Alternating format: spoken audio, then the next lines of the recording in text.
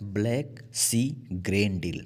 तो ग्रेन से मतलब कि फूड कॉमर्शियल होगा, फर्टिलाइजर्स होगा, मतलब कि एग्रीकल्चर से रिलेटेड होगा ये डील है किसके बीच? ये डील रसिया और यूक्रेन के बीच हुई थी 120 दिन के लिए। लेकिन रसिया इस डील से बाहर चला गया और इस पे हाथ किसका है? यूनाइटेड नेशन और तुर्की का। ठीक है ना। तो जो काला सागर है ना, ब्लैक सी, काला सागर, तो काला सागर यूक्रेन के तट पर है। तो यूक्रेन के 3 पोर्ट्स, 3 बंदरगाह से कॉमर्शलाइजेशन होना था। कौन कौन से बंदरगाह हैं? ओडिशा, कोर्नोमोर्स और योजनी। ठीक है ना। तो उड़ीसा, तो अपने उड़ीसा की तरह याद कर लो। कोर्नो से कोरोना मास्क याद कर लो, कोर्नोमॉक्स से कोरोना मास्क याद कर लो, और यूजनी से युजु युजवेंद्र चहल जो प्लेयर हैं, क्रिकेटर, बॉलर, उनसे याद कर लो। क्योंकि ये डायरेक्ट क्वेश्चन मैचिंग में पूछे जाते हैं कि ये पोर्ट्स किस सागर से रिलेटेड है या फिर किस देश से रिलेटेड है। तो उड़ीसा, कोर्नोमोस्क और यूजनी। ठीक है। National multi dimensional poverty index. अब पॉवर्टी की बात हो रही है तो कोई इंसान गरीब कब होता है? गरीबी कब उसको घेरती है? तो या तो उसके पास पैसा ना हो, दूसरा उसके पास एजुकेशन ना हो, तीसरा उसके पास हेल्थ ना हो। तो इस पॉवर्टी इंडेक्स के 3 डायमेंशंस हैं। कौन से? एक तो हेल्थ, एजुकेशन, और दूसरा standard of living. Standard of living तो तभी सही होगी ना जब तुम फाइनेंशियल स्ट्रांग होगे। तो ये 3 डायमेंशन से इसकी मापन किया जाता है, इसको मापा जाता है। ठीक है ना। और ये किस सर्वे के अंतर्गत है? तो NFHS। हालांकि लॉन्च तो इसको नीति आयोग ने किया है, इस सर्वे को अनवील्ड किसने किया है? नीति आयोग ने। लेकिन नीति आयोग ने NFHS सर्वे के बेस्ड पे इसको बनाया है। मतलब मेन काम NFHS का है, नेशनल फैमिली हेल्थ सर्वे 2019-21। ठीक है ना। और ये सेकंड एडिशन है, नीति आयोग का ये सेकंड एडिशन है पॉवर्टी पर। अब देखो, पॉवर्टी से एक रेशियो याद करना, हेड काउंट रेशियो। ये डायरेक्ट क्वेश्चन आया कि हेड काउंट रेशियो किससे रिलेटेड है? पॉवर्टी से, हेल्थ से, अनएम्प्लॉयड से, इस तरह से। ठीक ना। तो 24.8%, मतलब लगभग 24% से लेकर हमारी जो पॉवर्टी है वो 14% हो गई है। 10% इम्प्रूव हुई है एक तरह से। पहले 24% गरीबी थी, अब 14% बची है। कब से कब तक? 15-16 से लेके 2019-20 तक। तो याद रखोगे, केवल ऐसे याद रखो कि 10% का गैप आया है, मतलब 10% की हमारी जो गरीबी है वो इम्प्रूव हुई है। 24% से लेके 14% हो गई। ठीक है। अगर संख्या में पूछे, नंबर्स में पूछे, तो 13.5 करोड़ लोग गरीबी से बाहर आ गए हैं। कितने? 13.5 करोड़ लोग गरीबी से बाहर आ गए। ये डेटा 2015-16 से 2019-20 19 और 21 के बीच का है। ठीक है ना। अब रूरल और अर्बन दो ही एरिया में गरीबी मापी जाएगी, या तो रूरल क्षेत्र में या फिर अर्बन क्षेत्र में। और रूरल क्षेत्र में ज़्यादा गरीबी होती है, अर्बन में कम गरीबी होती है। तो रूरल का परसेंटेज कैसे याद करोगे? ये 15-16 का सर्वे है, 15-16 का। तो तुम 16 को उठाओ और 16 को 2 टाइम्स कर दो, 2 गुना कर दो, 16 दूनी 32। ठीक है ना। तो 32 से 19, और ये 16 से 19 तक की है, तो 19% हो गया। मतलब कि जो रूरल एरिया में डिक्लाइन हुआ है, पॉवर्टी में गिरावट आई है, वो 32%, 16 का 2 गुना 32% से 2019 तक, मतलब 19% तक। और अर्बन एरिया में इस 16 का हाफ कर दो, वहाँ पर तुमने 2 गुना किया था, इस 16 का हाफ कर दो, तो 8% से लेके 5% तक। ठीक है। और इम्प्रूवमेंट इन MPI 0.177 2015 में था, और अब इम्प्रूव हुआ कितना आ गया है? 0.66 2019। इसमें total all 12 indicators saw significant reduction. मतलब कि इसमें टोटल 12 चीज़ों पे डिक्लाइन दिखाया गया है। जैसे जैसे गरीबी में, हेल्थ में, तो इनमें सब में इम्प्रूवमेंट दिखाया गया। इस बार टोटल 12 है। अब हम बात करते हैं परफॉर्मेंस ऑफ स्टेट। तो हाईएस्ट शेयर ऑफ पॉपुलेशन, मतलब इस इंडेक्स में जो MPI है, मल्टी डायमेंशनल पॉवर्टी इंडेक्स, इसमें सबसे ज़्यादा बिहार की गरीबी को शामिल किया गया है, फिर झारखंड, फिर उत्तर प्रदेश। देखो, बिहार की लिटरेसी रेट कम है, तो स्वाभाविक से है वहाँ थोड़ा गरीबी का, वहाँ पर ज़्यादा लोग परेशान हैं पॉवर्टी से। तो बिहार का ज़्यादा शेयर है, फिर Jharkhand, UP, Meghalaya, Madhya Pradesh. Fastest reduction in proportion, गरीबी सबसे ज़्यादा कहाँ इम्प्रूवमेंट हुई है? यूपी में, बिहार, एमपी, उड़ीसा, राजस्थान। देखो जब इम्प्रूवमेंट की बात आती है ना, जैसे कोई अमीर व्यक्ति है तो अमीर व्यक्ति के पास सारी चीज़ें अवेलेबल हैं, फ्रिज, कूलर, कार, मकान। वो ज़्यादा से ज़्यादा क्या करेगा, एक कार, जो उसके पास प्रेजेंट में कार है उससे अच्छी कार ले लेगा, जो उसके पास प्रेजेंट में मकान है उससे अच्छा मकान ले लेगा।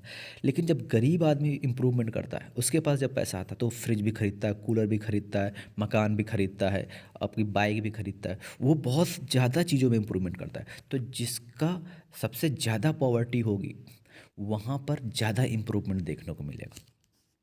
Kerala had lowest share, Kerala had lowest share, Kerala ने कम शेयरिंग करी है क्योंकि केरला पहले से इम्प्रूवमेंट है, तो क्योंकि वहाँ पे लिटरेसी रेट सबसे अच्छी है तो उसने कम शेयर किया है। बिहार में फास्टेस्ट रिडक्शन इन एमपीआई, देखो बिहार सबसे ज़्यादा पॉवर्टी में शेयरिंग थी उसकी, तो इसलिए उसमें इम्प्रूवमेंट ज़्यादा देखने को मिला है। Fastest reduction in MPI value in absolute term, यहाँ पे वैल्यू में जब रिडक्शन होता है तो इसका मतलब वहाँ की पॉवर्टी इंप्रूव हो रही है। प्रोडक्शन लिंक्ड इंसेंटिव स्कीम 2.0, जो 2.0 स्कीम है इस पे आईटी सेक्टर पे ज़्यादा ध्यान दिया गया है। किस सेक्टर पे? आईटी सेक्टर पे ज़्यादा ध्यान दिया। आईटी का मतलब हो गया जैसे लैपटॉप्स हो गए, मोबाइल फ़ोन्स हो गए, आपके टैबलेट्स हो गए, पर्सनल कंप्यूटर्स हो गए, सर्वर्स हो गए, इन पे ज़्यादा ध्यान दिया गया। हालांकि ये किस डिफेंस के अंदर, किस मिनिस्ट्री के अंतर्गत आती है? ये आती है माईटी के अंतर्गत, ministry of electronics and information technology. इसमें टोटल मैन्युफैक्चरिंग सेक्टर कितने शामिल हैं? 14 मैन्युफैक्चरिंग सेक्टर पीएलआई स्कीम में शामिल हैं, ठीक है ना। अब 14 को कैसे याद रखोगे? तो इसकी मिनिस्ट्री पढ़ो, ministry of electronics and information. तो इंफॉर्मेशन से 14 निकाल लो, इन फॉर से 14, फॉर से 14, इंफॉर्मेशन टेक्नोलॉजी, फॉर से 14 मैन्युफैक्चरिंग सेक्टर शामिल हैं। जैसे मेडिकल डिवाइसेस रिलेटेड हो गया, फूड प्रोडक्ट्स हो गए, टेक्सटाइल हो गए, इस तरह से। लेकिन 2.0 पे मेनली जो फोकस किया गया वो आईटी हार्डवेयर्स को फोकस किया गया, ठीक है ना। ये इंसेंटिव स्कीम 6 साल के लिए है। कितने पीरियड है इसका? 6 साल के लिए। Incentive of around 5% of net incremental sale. अब देखो बायोलॉजिकल डाइवर्सिटी अमेंडमेंट एक्ट, तो ये डाइवर्सिटी अमेंडमेंट एक्ट, ये जो अमेंडमेंट एक्ट लाया गया है ये बायोलॉजिकल डाइवर्सिटी 1992 में बायोलॉजिकल डाइवर्सिटी पे एक कन्वेंशन हुआ था। कब? 1992 में। जैसे आपने एक मूवी देखी होगी स्कैम 1992, है ना। तो उस अब स्कैम को वहाँ से हटा दो, CBD कर लो, CBD 1992, CBD 1992 मतलब कन्वेंशन ऑफ बायोलॉजिकल डाइवर्सिटी। कब हुआ था? 1992 में। तो इसी में अमेंडमेंट किया गया। अब बायोलॉजिकल से संबंधित है तो उसी में अमेंडमेंट किया जाएगा। Conservation of biological diversity, sustainable uses of components and fair and equitable sharing of benefits arising from genetic resources. इसमें 196 देश हैं। कितने? 196। जो 1992 उसमें 4 जोड़ दो, 196 कंट्रीज शामिल हैं इंक्लूडिंग इंडिया। इसमें इंडिया भी शामिल है। Bharat 6G alliance, Bharat 6G, तो 6G तो टेक्नोलॉजी की बात हो गई, अच्छा नेट प्रोवाइड करने की बात हो गई। अभी हम लोग 5G पे काम कर रहे हैं तो अब हमें 6G की ज़रूरत पड़ेगी। तो 6G टेक्नोलॉजी डिप्लॉयड होगी किस, कब तक? 2030 तक। 5G आ गया, अब जो 6G आएगा वो 2030 तक आएगा। तो अभी 5G चल रहा है तो 5G का 5 उठाओ, और आने वाला कौन है? 6G। तो 6, तो 5 और 6 का मल्टीप्लाई करा दो तो 5 6 का 30, मतलब कि 2030 तक हम 6G टेक्नोलॉजी में पावरफुल हो जाएंगे, ठीक है ना। इसके इसके लिए जो कोलैबोरेशन है वो प्राइवेट और गवर्नमेंट दोनों, प्राइवेट और पब्लिक सेक्टर, पब्लिक मतलब गवर्नमेंट, प्राइवेट दोनों सेक्टर मिलकर काम करेंगे। कौन कौन सी कंपनियां हैं? जैसे अकेडमिया हो गया, रिसर्च इंस्टीट्यूट पे काम होगा, स्टैंडर्ड डेवलपमेंट ऑर्गेनाइजेशन, ये सारे ऑर्गेनाइजेशन इस तरह के सबको मिल के काम करेंगे। Agreement sign for project under TTDF क्या है? Telecom technology development fund. अब टेक्नोलॉजी से संबंधित है तो टेलीकॉम टेक्नोलॉजी डेवलपमेंट काम करेगा, और ये किस अंडर में आता है? Was launched by USOF। USOF क्या है? यूनिवर्सल सर्विस ऑब्लिगेशन फंड, मतलब कि यूनिवर्सल, यूनिवर्सल से क्या होता है? सभी को, एक तरह से सभी को फंड प्रोवाइड करना जो भी टेली टेक्नोलॉजी से रिलेटेड है। तो यूनिवर्सल सर्विस ऑब्लिगेशन फंड ने TTDF को लॉन्च किया है। ठीक है, अब हम under DCIS telecommunication innovation school fund were allocated to startups and MSME। Startups और MSME के लिए कौन फंड एलोकेट करता है? DCIS। जो नेट है इसकी स्पीड कितनी रहेगी? अप टू 1000 GB, मतलब 1000 Gbps तक इसकी स्पीड रहेगी। और चाइना ने 1200 Gbps तक का निकाला है। ठीक है, अब बात करते हैं wild life protection amendment act 2022। तो वाइल्ड लाइफ, ये जरूर याद करना, बहुत बार पूछेगा, 1972 का है। वाइल्ड लाइफ प्रोटेक्शन एक्ट कब का है? 1972 का, 1972। Wild life protection act 1972 has been amended. अब इसको अमेंड किया गया 2022 में। जो बिल आते हैं उनको पुराने वाले बिल में कुछ सुधार किए जाते हैं, अमेंडमेंट किए जाते हैं, और फिर से इसको फोर्स किया गया 1 अप्रैल 2023 को। अमेंडमेंट करके इसको फिर से लागू कर दिया गया 1 अप्रैल 2023 को। इसमें क्या क्या चीज़ें हैं? Registration certificate for live specimens of schedule animals. जो भी एनिमल्स हैं, लाइव एनिमल्स हैं, उनके लिए रजिस्ट्रेशन होगा। ठीक है ना। और इसमें एक चैप्टर नया जोड़ा गया है 5। पहले इसमें 5A जुड़ा था, अब 5A की जगह 5B चैप्टर्स जोड़ा गया है। ठीक है ना। और साइट्स का फुल फॉर्म याद कर लेना, convention on international trade endangered species of wild fauna and flora. Amount fine for general violation, अगर आप किसी तरह का जनरल वायोलेशन करते हैं, है ना, किसी वाइल्ड लाइफ सेंचुरी में जाते हैं और वहाँ पर आप कोई वायोलेशन करते हैं, तो आपको जो पेनल्टी है वो इंक्रीज़ कर दी गई है 25,000 टू 1,00,000। 25,000 से लेकर 1,00,000 रुपए तक पेनल्टी को इंक्रीज कर दिया गया है। ठीक है ना। अगर आप स्पेशली प्रोटेक्टेड एरिया में कुछ वायलेशन करते हैं तो 10,000 रुपये से 25,000 रुपये तक का इंक्रीज किया गया है। ये इंक्रीमेंट है, मतलब और ज़्यादा पेनल्टी बढ़ा दी गई है। तो स्पेशल एरिया में बहुत ही कम लोग जा पाते हैं, अगर गलती से भी चला गया तो पहले से उसके लिए बहुत पेनल्टी है, और उसी पेनल्टी में 10,000 से 25,000 रुपये बढ़ा दिए गए। ठीक है ना। New section 42A has been added, एक नया सेक्शन 42A जोड़ा गया है। ओवर कैप्टिव एनिमल्स और फॉरेस्ट प्रोडक्शन, अगर आप किसी जानवर को बंदी बना लेते हैं या फिर किसी को अपने, तो उसको उसके लिए नया सेक्शन 42A जोड़ा गया है।